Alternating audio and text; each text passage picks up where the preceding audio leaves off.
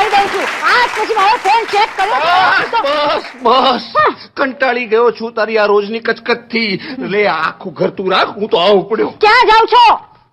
આપઘાત કરવા. ગુડ, થેલી લેતા જાઓ. કદાચ મૂડ બદલાય ને તો દહીં લેતા આવજો. અમાય તને મજા લે છે. મજા શું છે આજે છે ને મને મારી સાસુ યાદ આવે છે. તારી વિદાય થતી હતી ને ત્યારે મારા સાસુ આ આંખોમાં આંસુ ભરી અને સુકાયેલા ગળે મને કહેતા હતા, જમૈરાજ ધ્યાન રાખજો, જમૈરાજ ધ્યાન રાખજો. ત્યારે તો હું સમજ્યો નહીં, હવે સમજાય છે. તારું નહીં મારું પોતાનું ધ્યાન રાખવાનું કહેતા હતા.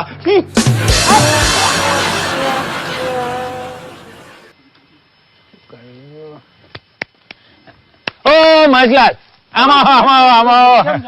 શું છે મજા? લાવો ને ફટાફટ એક 2000 લાવો ને. લાવો એટલે નહીં, એટલે અમારી જોડે 1000 જ પડ્યા છે. અરે યાર 2000 લાવો ને યાર. 1000 જ પડ્યા છે. એક કામ કર, 1000 આજે લઈ લે, 1000 કાલે આપીશ, 2000 થઈ જાય ને. ના ના તો 1000 જ થાય. એટલે 1000 આજે આપું, 1000 કાલે આપું તો 2000 થાય. 1000 જ થાય. એ કેવી રીતે?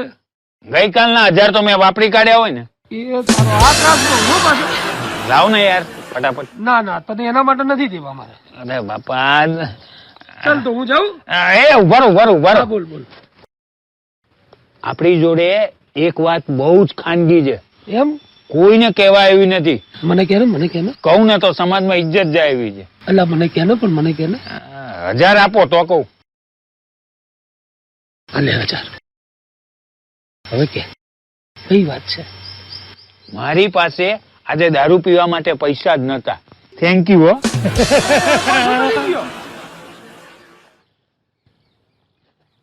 ઓ શાંતિભાઈ, લા ભલા આદમી, આ ફૈબ્યા એ તમારું નામ શાંતિલાલ પાડ્યું એટલે હાવ આમ શાંતિથી બેહી નહીં રહેવાનું.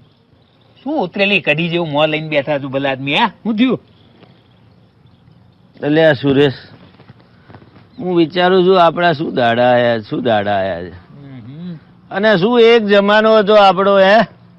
હા હા હા હા, આપણો શું જમાનો હતો. વાહ વાહ વાહ વાહ, શું જમાનો હતો આપણો. આપણે હુકમના બાદશાહ કહેવાતા, હુકમના બાદશાહ. અને હવે હાડું બૈરીના ગુલામ થઈ ગયા છે ભાઈ. હવે આ ગુલામ તો ગુલામ, બૈરી તો છે ને, બેગમ તો છે ને. બાકી કેટલાક વાંધાઓના નસીબ તો એટલા ખરાબ હોય છે ને કે પત્તા રમવા બેસે ને તોય બાજીમાં બેગમ ના આવે. બોલ. અલા સુરેશ, આ બૈરાનો બહુ ત્રાસ હો. કેમ, શું થયું? અલા આપણે જે કામ 3 કલાકમાં કરીએ ને 5 કલાક કરે. બોલ કેવી રીતે? 2 કલાક કામ માટે ઝઘડે આપણી જોડે અને પછી 3 કલાકે કામ પૂરું કરે. એના કરતા જાતે કરી લેવું સારું. હૈયું બાળું એનાથી હાથ બાળવા હારા. બહુ સાચી વાત છે મહેશ. એટલે આ કાગડા તો બધે કાળા જ હોય. આ મારા જ બૈરાની વાત કરું. ગઈકાલે હું બેઠો બેઠો આરામથી ટીવી જોતો હતો તો મારી જોડે આવીને કે, કહું છું સુરેશ, કોને શું બનાવું? તમારું ભાવતું બનાવું. એટલે મેં કહું એક કામ કર, ભીંડાની કઢી કર. તો કે ભીંડા તો બજારમાં લેવા જવા પડશે. મેં કહું તો પછી કારેલાનું શાક કર. તો કે એ તો ગઈકાલે નતું ખાધું. મેં કહું તો પછી બટાકાનું શાક કર. તો કે એનાથી તો રોજ રોજ ગેસ થાય. મેં કહું તો ઘરમાં છે શું? તો કે આમ તો મેં છે ને હાંડવાનું પલાળ્યું છે. તો પછી મને પૂછે જ છે ને, તારું ધાર્યું જ કરવું હોય તો કે તમને હારું લગાડવા પૂછવું ના પડે.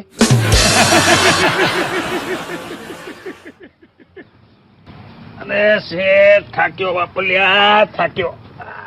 જ્યારે હોય ત્યારે બસ તારી આવી ફરિયાદો ને બૂમો જ હોય છે, થાક્યો.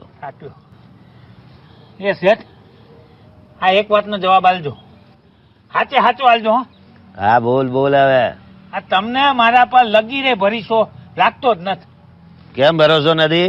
તો એમને આ બધું ઘર ખેતર ચાવીઓ બાવીઓ બધું તને આપીને જઉં છું. ખાવ માતાના.